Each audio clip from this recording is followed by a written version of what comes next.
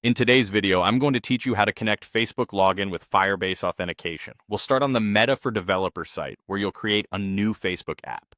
If you're prompted to choose an app type, pick the one that best matches your use case, then continue with the default settings. Once the app is created, open it in the dashboard so you can add products.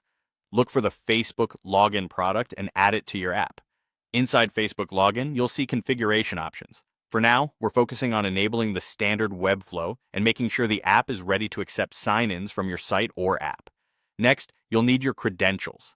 In the app dashboard, copy your Facebook app ID and reveal and copy your app secret. Keep these safe and never share them publicly or commit them to source control.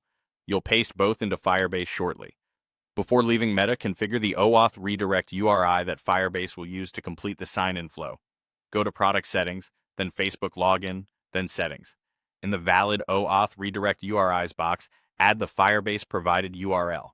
It typically looks like https://yourappid.web.app/handler, but use the exact value from your Firebase project.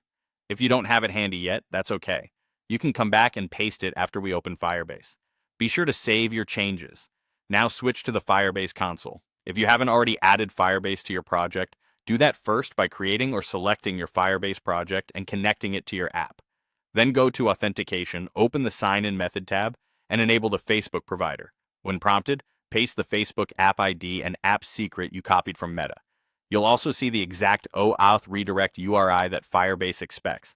Verify it matches what you entered in your Facebook app settings. If it doesn't, update the Facebook settings so the values are identical. Save your changes in Firebase. At this point, your Facebook app knows where to send users after they authenticate, and Firebase is authorized to accept those sign-ins.